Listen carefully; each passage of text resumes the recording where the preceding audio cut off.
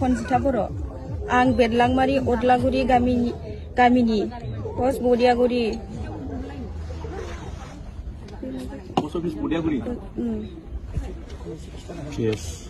PS Gossaigaon जिल्ला क'क्राझार आं गावखौनो सानस'नो हायैयाव दाखालि साननैसो सिगां आंनि फेसबुक पेजनि गेजेरजों माखासे सुबुं समाजाव गनायजाथावै रिल्स भिडिअ हगारदोंमोन।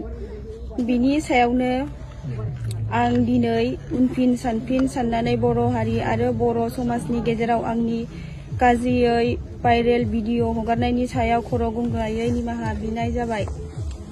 आं दिनै बयनिबो गेजेराव खोथा होयोदि दिनैनिफ्राय आं रिल्स भिडिअ बानायनायखौ बन्द खालामनाय जाबाय। इयुनाव आं जुदि रिल्स बानायबावो अब्ला आंनि सायाव साफ्रोमबो बर' रायजो राजा आरो आफादफोरा नांगौ बादियै साजा होनो हागोन।